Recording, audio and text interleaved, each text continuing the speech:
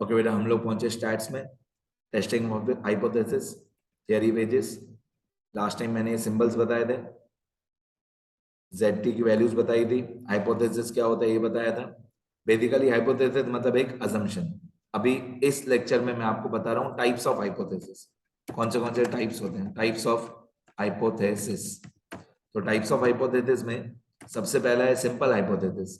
Simple hypothesis क्या होता है, जहां पे हम किसी भी वैल्यू को दूसरी वैल्यू से कंपेयर नहीं करते। ये देखो, no comparison. If there is no comparison, if there is no comparison, then the given hypothesis is simple hypothesis. किसी का किसी के साथ कंपैरिजन नहीं है। For example, the population mean is 7।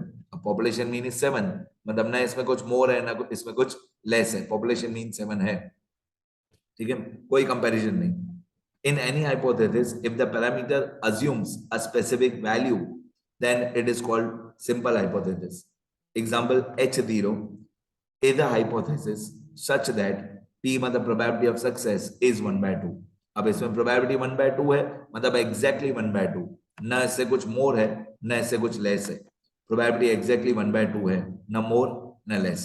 ठीक है, तो जब एक exact value दिया हुआ हो, कोई कंपैरिजन नहीं हो, तो उसको सिंपल हाइपोथेसिस बोलते हैं। ऐसे बोल सकते हैं हम लोग, एग्जैक्ट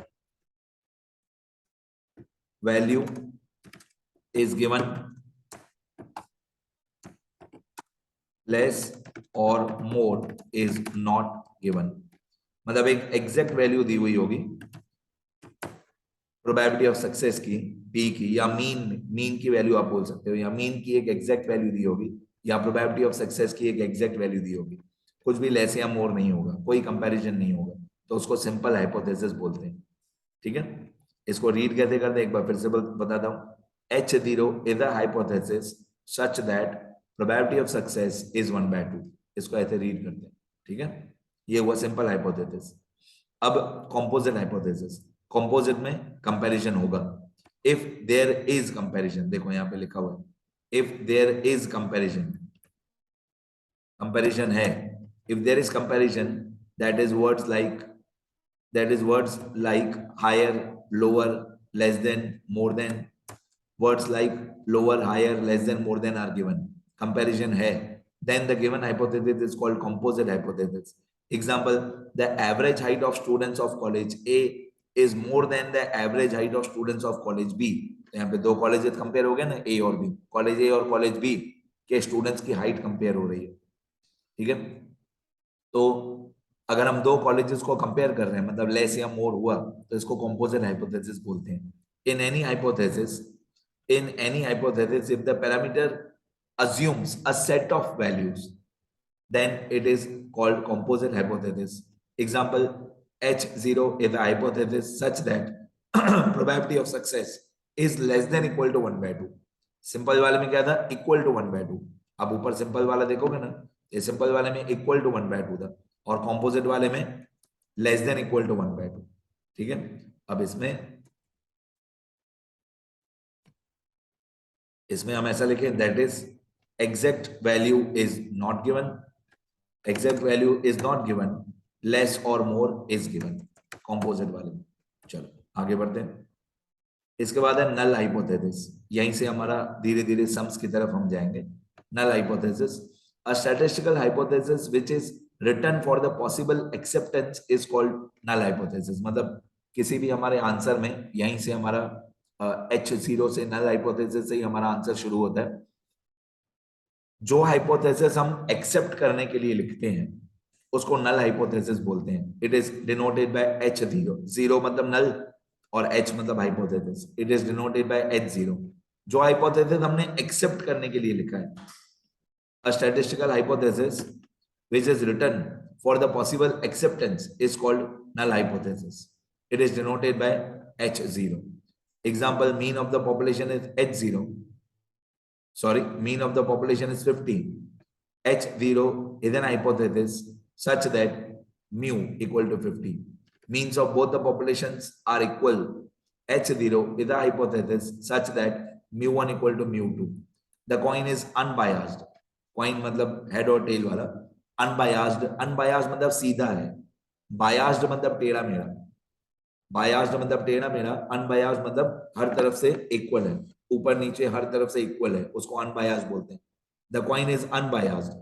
तो H0 is the hypothesis such that probability of head equal to 1/2. The proportion of T drinkers in both the cities are equal. So H0 is the hypothesis such that P1 equal to P2.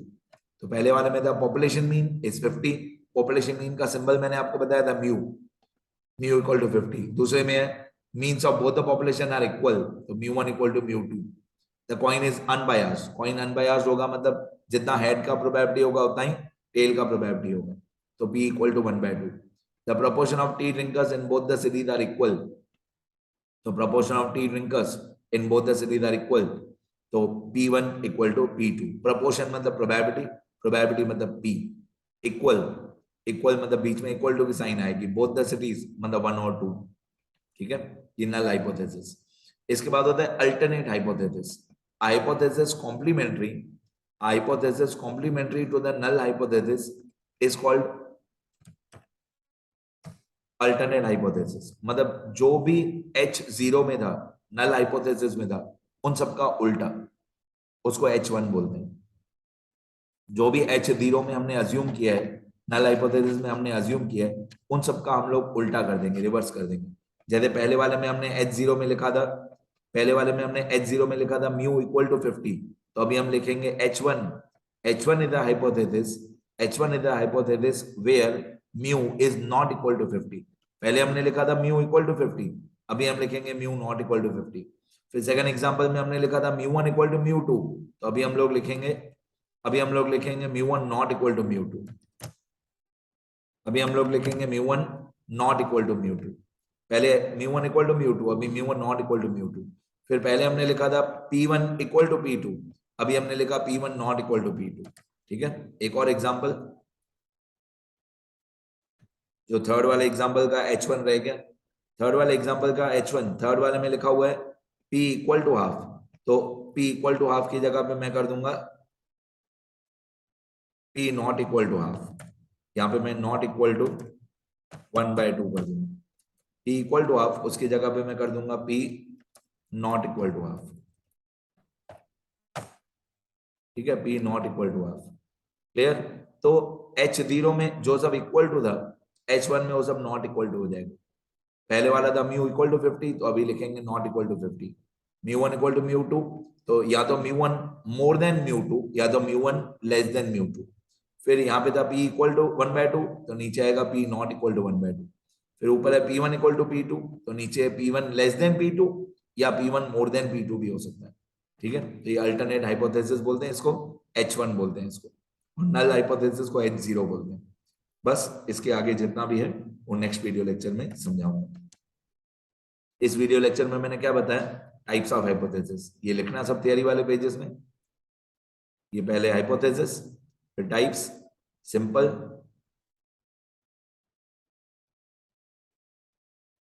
Composite,